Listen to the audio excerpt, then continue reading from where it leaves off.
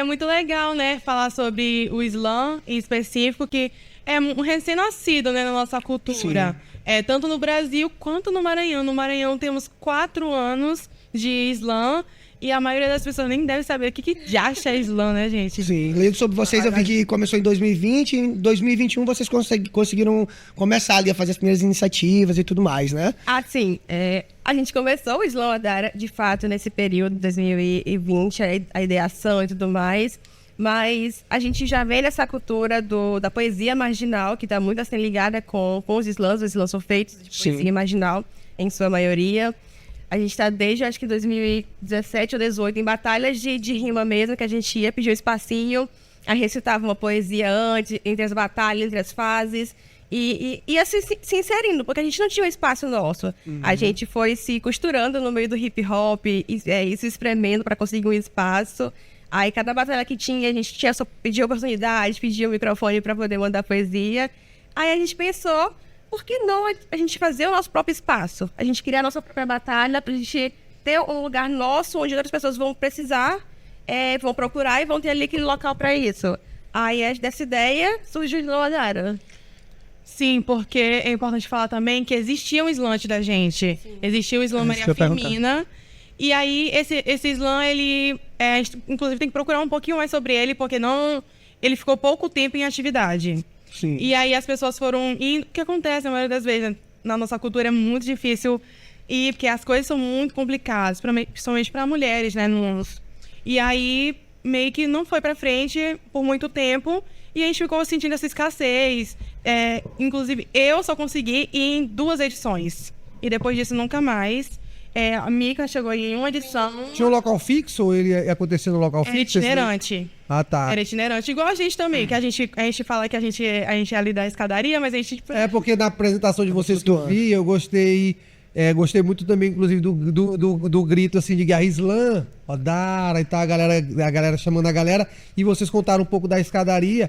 E uma coisa assim que eu queria saber, porque eu não acompanho muito assim, em loco as batalhas, apesar de eu gostar muito, ver muito vídeo pela internet, as batalhas, elas são muito mais, assim, na cultura hip hop, elas são muito mais coladas com a cultura, até porque a batalha de rap, e, enfim, é uma coisa bem cultural mesmo, desde o início do hip hop.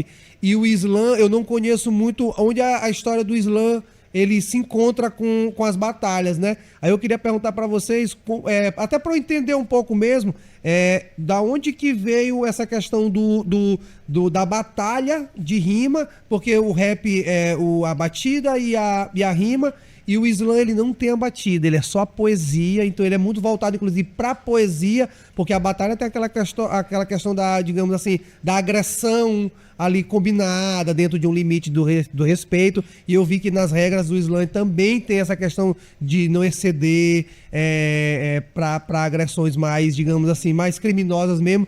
E eu queria que vocês contassem um pouco da história do slam, até pra gente entender. Por exemplo, eu acompanho muito a história do hip hop, mas assim, na história do hip hop, eu acho que, pelo que eu tô vendo aqui, assim, refletindo, o slam ele meio que foi assim ignorado na história do hip hop. Então eu quero saber onde que o slam entra. Por exemplo, recentemente na Netflix tem o Hip Hop Evolution.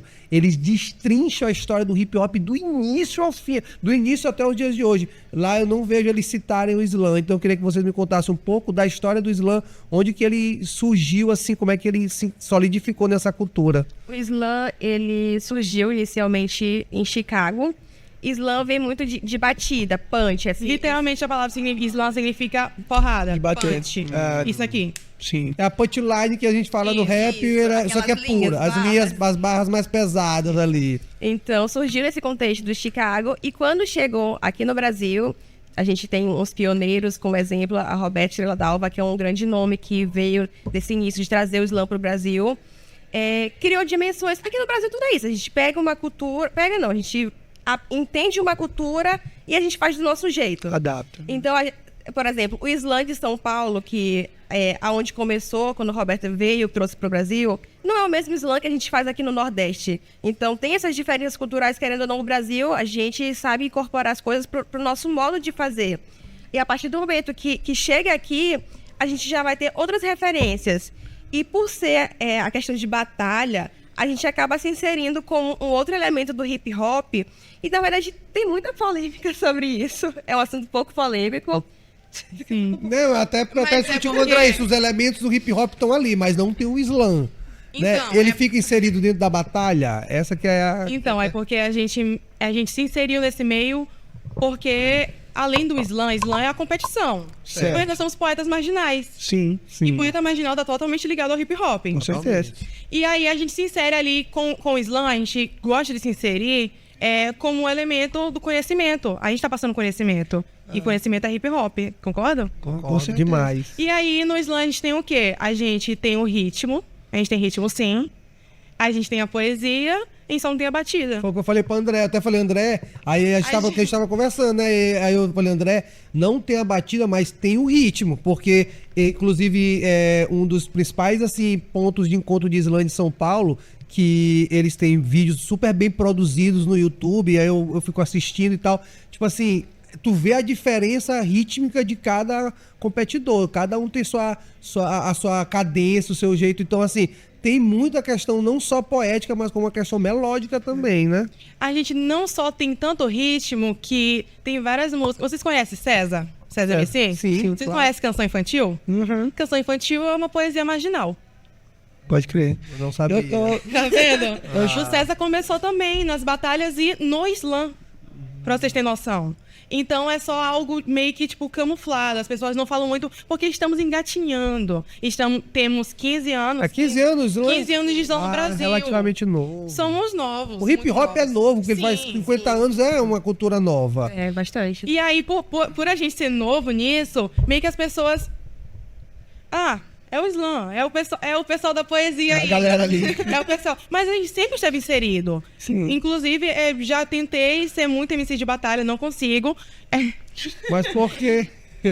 Porque ser mulher no rap é uma coisa muito difícil. Ser MC de batalha é uma coisa muito difícil. Admiro muito quem é, por ser muito difícil. Então, eu me encontrei muito mais na poesia, porque eu sinto que eu tenho muito mais controle. Sim. Exatamente por esse lance de agressão. Entre É a aspas. agressão liberada ali dentro da batalha Porque que tem. tu falou sobre regra. Na verdade, não tem nenhuma regra no slam dizendo, tipo, tem isso e aquilo. Não, pelo contrário. Nossas letras são muito agressivas. Não, eu digo é assim, isso que eu ia comentar. o que eu falei foi como a batalha não exceder para questões criminosas, passar para preconceito, tem também. sim, porque sim. a gente sabe que se deixar Não, isso não, desanda, né? jamais. E eu consigo também enxergar a linha de confronto que está sendo traçada ali, né? Sim. Porque no slam, você para de olhar aqui, você vira para lá, ó, para falar com outras coisas que estão à sua frente, não necessariamente batalhando ali com uma pessoa só, né? Você ganha também o recurso como um cantor, como a arte em si, né? Você pode falar diretamente com uma pessoa, mas você pode falar para um todo, né? Eu lembro que a primeira vez que eu vi algo de slam foi assim, YouTube também, saca?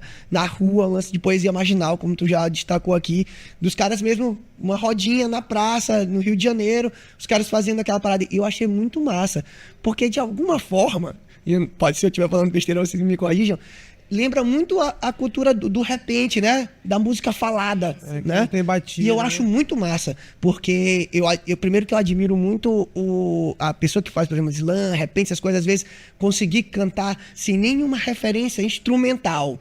Só eu aqui falando. E, como tu mesmo já falou, tem ritmo, precisa de uma cadência, né? Pra ditar a poesia, precisa ter o compasso certinho ali, tá dentro do seu ritmo. E a primeira vez que eu vi, eu falei, caraca, isso aqui é muito massa. Aí depois eu fui olhando em outros momentos e tal, vendo que tava crescendo.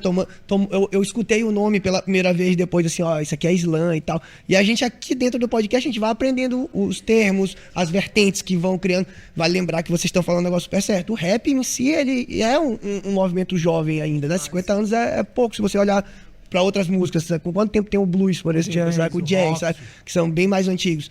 E é óbvio que com o passar do tempo, hoje a gente tá falando, sei lá, de slam, drill, falando de trap e outras coisas que estão surgindo. Daqui a 10 anos, se a gente sentar aqui, talvez mais 10 outras vertentes comecem a existir, né?